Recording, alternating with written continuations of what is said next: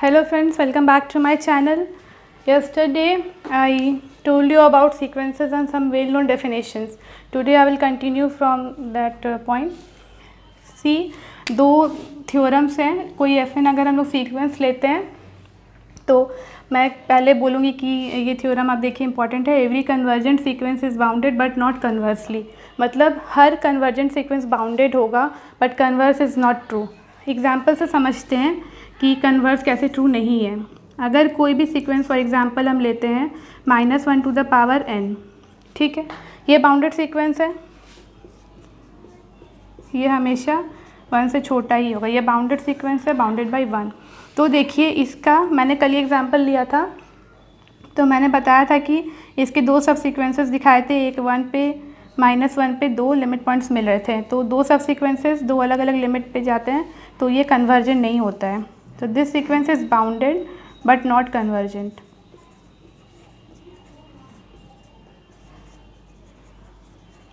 But every convergent sequence is bounded. Okay, ये must है, कोई भी कन्वर्जेंट सीक्वेंस बाउंडेड ही होगा. अगर लॉजिकली भी आप सोचिए, कोई भी अगर अनबाउंडेड सीक्वेंस है तो वो कभी कन्वर्जेंट होगा क्या? कैसे हो सकता है? कोई भी कन्वर्जेंट सीक्वेंस, इसका मतलब वो कन्वर्ज कर रहा है किसी पॉइंट पे. कोई अगर अनबाउंडेड होगा तो वो कभी कन्वर्ज नहीं करेगा. तो every convergent sequence is bounded but not conversely. Now second point, limit और लिमिट पॉइंट. मैंने कल आपको लिमिट और लिमिट पॉइंट के बारे में बताया था, तो उसका थोड़ा सा illustration. L is limit point of range, then L is the limit point of the sequence. तो ये एल अगर लिमिट पॉइंट है रेंज का, तो ये सीक्वेंस का भी लिमिट पॉइंट होगा but not conversely. It means अगर कोई लिमिट पॉइंट है सीक्वेंस का, तो ज़रूरी नहीं है कि वो लिमिट पॉइंट हो रेंज का भी. अगर आपको सीक्वेंस का लिमिट पॉइंट निकालना है तो आप रेंज का लिमिट पॉइंट निकाल सकते हैं और बोल सकते हैं कि वो सीक्वेंस का भी लिमिट पॉइंट है, बट आप कन्वर्स नहीं बोल सकते. फॉर एग्जाम्पल, अगर कोई कांस्टेंट सीक्वेंस ही हम लोग लेते हैं, ठीक है, suppose a constant sequence C क्या है? कोई कांस्टेंट है, C belongs to R sequence of real number है, ठीक है. तो ये सीक्वेंस हो गया, इसका लिमिट पॉइंट क्या होगा? सी. लिमिट पॉइंट तो सी हो गया. अब ना रेंज क्या होगी इस सीक्वेंस की? मैंने आपको रेंज बताया था, the set of distinct terms. मतलब कि ये बस एक सी डिस्टिंक्ट टर्म, क्या कांस्टेंट सीक्वेंस का तो बस एक कांस्टेंट आएगा, तो ये इसकी रेंज हो गई, ठीक है. अब रेंज क्या है? एक फाइनाइट सेट है, एक फाइनाइट सेट है ना. और एक थ्योरम होता है, बहुत इंपॉर्टेंट है, finite set can not have limit points. Finite set का लिमिट पॉइंट नहीं होता. क्यों नहीं होता? क्योंकि डेफिनेशन ही क्या बोलती है?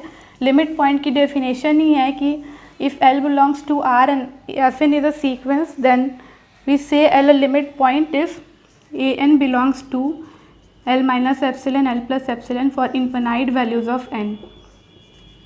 जब एक खुद वो फाइनाइट सेट है तो वो इन्फिनाइट वैल्यूज़ ऑफ n के लिए कंडीशन कैसे सेटिस्फाई करेगा? लिमिट की तो डेफिनेशन ही यही थी ना, लिमिट पॉइंट की, सॉरी. तो आप देखिए, एक फाइनाइट सेट का, अ finite set can not have limit points. ये डायरेक्ट ऑप्शन में भी आ सकता है. थ्योरम इम्पॉर्टेंट है, वेरी इंपॉर्टेंट थ्योरम. ओके, तो फाइनाइट सेट की लिमिट पॉइंट नहीं होती है. तो उससे हमें क्या पता चला कि सीक्वेंस, कांस्टेंट सीक्वेंस लेते हैं तो उस सीक्वेंस की लिमिट पॉइंट तो है, एग्जिस्ट कर रही है, बट उस सीक्वेंस के रेंज की लिमिट पॉइंट एग्जिस्ट नहीं कर रही. Some more examples you can see on this theorem.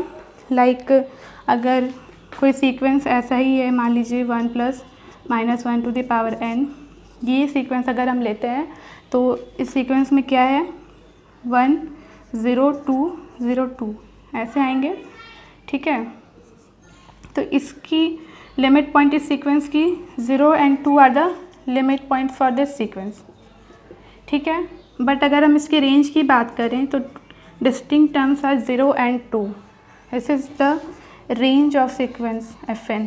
से दिस सीक्वेंस FN, अगर ये रेंज है, again this is a finite set containing 0 and 2 and finite set cannot have limit points, तो range has no limit point. पर ऐसा कभी नहीं होगा फ्रेंड्स कि रेंज की लिमिट पॉइंट है तो सीक्वेंस की लिमिट पॉइंट नहीं होगी, क्योंकि रेंज हमारा क्या है? उसी का तो फाइनाइट डिस्टिंक्ट टर्म्स का सेट बनाते हैं रेंज को. अगर रेंज की लिमिट पॉइंट होगी तो हमेशा वो सीक्वेंस की भी लिमिट पॉइंट होगी, ठीक है. ये तो हो गया थोड़ा सा थ्योरी. एंड कुछ थ्योरम्स हैं, जैसे कि दो बाउंडेड सीक्वेंस के सम भी हमेशा बाउंडेड होगा। अगर कोई बाउंडेड सीक्वेंस है तो उसका हमेशा बाउंडेड सब सीक्वेंस एग्जिस्ट करेगा। These are some theorems. होता क्या है कि थ्योरम्स आपको याद है, अच्छी बात है, थ्योरम्स तो पता होना ही चाहिए, लेकिन एग्ज़ाम में कभी कभी अचानक से अगर आप थ्योरम भूल जाते हैं तो आप क्या कर सकते हैं कि सीक्वेंस का एग्जाम्पल लेके, काउंटर एग्जाम्पल लेके भी क्वेश्चन सॉल्व कर सकते हैं। जैसे कि मैं एक क्वेश्चन डिस्कस करूँगी, नेट 2018 जून। अभी तक मैंने जितना भी आपको टर्म्स बताया है और डेफिनेशंस बताई है, थ्योरम्स बताए, ये उसी से सॉल्व होगा, इसीलिए मैं इसे डिस्कस कर रही हूँ। See come to the question, if x n is a convergent sequence in R and y N is a bounded sequence in R, then we can conclude. तो हम लोग क्या कंक्लूड कर सकते हैं, ठीक है। अब पहला ये देखिए कि एक्सएन कोई कन्वर्जेंट सीक्वेंस है। गिवन क्या क्या है आपको, एक्सएन इज़ कन्वर्जेंट, और अभी जस्ट मैंने थ्योरम लिखा था, xn every convergent sequence is bounded, ठीक है। तो उससे हम ये क्या इम्प्लाई करेगा कि एक्सएन इज़ बाउंडेड, क्योंकि ये कन्वर्जेंट है। पहला ये चीज़ तो हो गया। और सेकेंड क्या गिवन है, Y N is a bounded sequence in R, तो वाई एन भी एक बाउंडेड सीक्वेंस दिया हुआ है। अभी मैंने क्या बोला कि दो बाउंडेड सीक्वेंस के सम भी बाउंडेड हो गए। ऑब्वियस है, क्योंकि अगर कोई बाउंडेड से किसी बाउंडेड को हम जोड़ते हैं तो वो भी तो कुछ बाउंडेड ही मिलेगा। तो X N plus Y N is bounded, ठीक है। अब come to the options. Second option X N plus Y N is bounded means second option is right. या फिर आप क्या कर सकते हैं, ये तो करेक्ट हो गया, लेकिन ये तीनों गलत है। ये कैसे हम लोग देखेंगे, तो आप ऑप्शंस को डिस्कार्ड करने के लिए कुछ सीक्वेंस का काउंटर एग्जांपल लेके आप ऐसा सीक्वेंस कंसीडर कीजिए जिससे कि ये आपको मिल जाए कि ये कन्वर्जेंट दिया है तो आप नॉट कन्वर्जेंट दिखा दें। एग्जाम पॉइंट ऑफ व्यू से ये बहुत इंपॉर्टेंट है कि आप सीक्वेंस बनाना आपको आता हो, दिमाग पे ऐसा सीक्वेंस जैसे कि वो मिले, ये कंडीशन सेटिस्फाई करे बट कन्वर्जेंट ना हो। तो देखिए मैं अपने से कोई सीक्वेंस लेती हूँ, एक्सएन को कन्वर्जेंट होना है, ठीक है। तो मैं इसके एग्जांपल में ले रही हूँ कोई भी कांस्टेंट सीक्वेंस लेती हूँ, क्योंकि every constant sequence is convergent. Constant sequence का हमेशा यूनिक लिमिट पॉइंट मिलता है।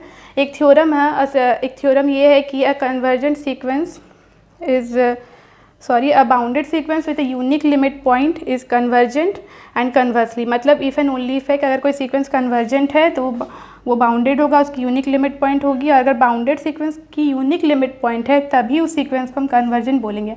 हमने क्या देखा था कि कोई भी बाउंडेड सीक्वेंस कन्वर्जेंट हो ये ज़रूरी नहीं है। Every convergent sequence is bounded but every bounded sequence is not convergent. But अगर हम उसके साथ एक कंडीशन और ऐड कर देते हैं कि अगर बाउंडेड सीक्वेंस के साथ यूनिक लिमिट पॉइंट भी आ जाता है तब वो इफ़ एंड ओनली इफ़ की कंडीशन सेटिस्फाई करती है, ठीक है। उस केस में ये कन्वर्जेंट होता है। तो ये वाला थ्योरम बहुत इंपॉर्टेंट है। अब ना यहाँ देखिए एक्सएन इज़ कन्वर्जेंट, तो constant sequence are always convergent. कोई भी कांस्टेंट सीक्वेंस आप ले सकते हैं, सपोज कीजिए मैं यही ले रही हूँ 1, ठीक है। और Y N is bounded sequence in R, तो वाई एन कोई ऐसा बाउंडेड सीक्वेंस लीजिए कि जो कन्वर्जेंट नहीं है। तो आप ये ले सकते हैं, ये बाउंडेड है बट नॉट कन्वर्जेंट, क्योंकि देखिए अगर दो कन्वर्जेंट आप लेंगे उस केस में मे भी ये कन्वर्जेंट आ जाए। तो आपको कुछ ऐसा एग्जांपल लेना है जिससे कि आप इसको डिस्कार्ड कर सकते हैं। बाउंडेड बट नॉट कन्वर्जेंट, ये कोई बहुत ज़्यादा ये बड़ी बात नहीं है सीक्वेंस बनाना, क्योंकि जब आप प्रैक्टिस में रहेंगे तो आपको ये सब सीक्वेंसेस एकदम अच्छे से याद होंगे कि आप कहाँ पे यूज़ कर रहे हो। बस बाउंडेड है नॉट कन्वर्जेंट ऐसा सीक्वेंस हमने ले लिया ना, उसकी X N plus Y N convergent होगा कि नहीं अब हम देखते हैं, ठीक है। ये सीक्वेंस देखिए हमारा एक्सएन प्लस वाई एन क्या बना 1 + -1 to the power n, ये सीक्वेंस बन गया। अब ये सीक्वेंस का मैं लिखती हूँ 0 2 0 2, यही तो है। इसके क्या है दो लिमिट पॉइंट्स 0 and 2। सी ये बाउंडेड है but it has not a unique limit point, it is not convergent. कितना इजी था फ्रेंड्स, अगर आप कोई सीक्वेंस बना लेते हैं और आप उसको शो कर देते हैं कि वो कन्वर्जेंट नहीं है तो यहाँ से ऑप्शन डिस्कार्ड हो जाता है। अब देखिए आगे का भी दो जो ऑप्शंस है वो इसी लॉजिक से बन जाएगा। क्या हो रहा है, जैसे कि X N plus Y N has no convergent subsequence, ठीक है, हैज़ नो, इसको ध्यान रखिएगा। अगर यही सीक्वेंस को ये मानते हैं, यही है, ठीक है, इसके दो सब सीक्वेंसेस बनेंगे। मैंने कल सब सीक्वेंस की डेफिनेशन आपको बताई थी कि उसके सारे एलिमेंट्स जो भी इंक्रीजिंग, स्ट्रिक्टली इंक्रीजिंग ऑर्डर में ऑर्डर फॉलो करते हैं, लाइक 0 0 एक सब सीक्वेंस मिल गया और एक 2 2 2 सब सीक्वेंस मिल गया।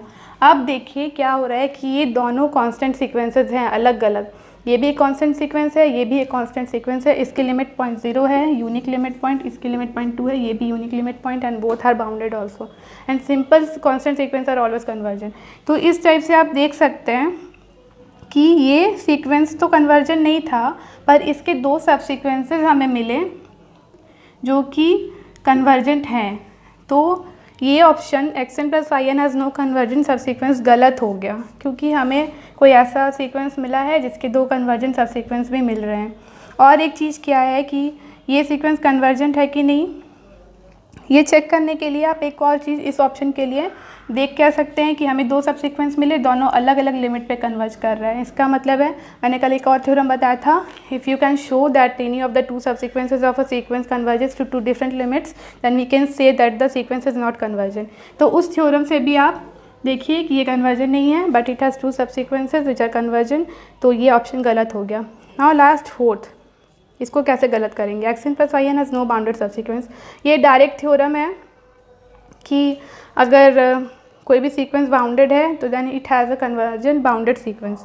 तो ये थ्योरम से भी कर सकते हैं, या फिर आप इस ऑप्शन से ही देखिए, यहाँ तो क्लियरली दिख रहा है कि हमें दो सब सीक्वेंसेस मिले हैं और दोनों ही बाउंडेड है, ये भी बाउंडेड है, ये भी बाउंडेड है।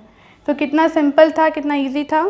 बस आपको अगर सीक्वेंस पता है, बाउंडेडनेस पता है, थोड़ा सा कन्वर्जेंट के बारे में 2-3 थ्योरम्स मालूम है, तो आप ये क्वेश्चन कितना सिंपल ईजीली सॉल्व कर सकते हैं।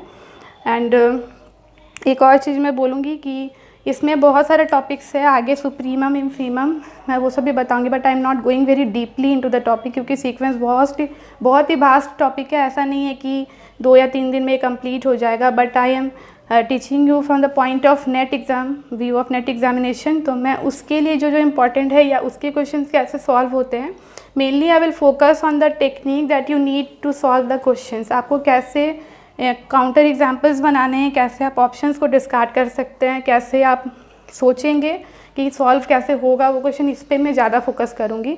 तो I will try to solve more and more questions from the previous year papers, and along with that I will move to the theory part also, but not very deeply. मैं आपको अभी बोल रही हूँ क्योंकि आप अगर बहुत डीपली है तो आप बुक से थ्योरी पढ़ें, लेकिन जितना इंपॉर्टेंट होगा, जितना ज़रूरी होगा, मैं यहाँ पे ज़रूर डिस्कस करूँगी। एंड प्लीज़ आप कमेंट सेक्शन में कोई भी डाउट हो या कुछ भी आपको लगे तो आप कमेंट कर सकते हैं। And thanks for watching, I will go to the next topic.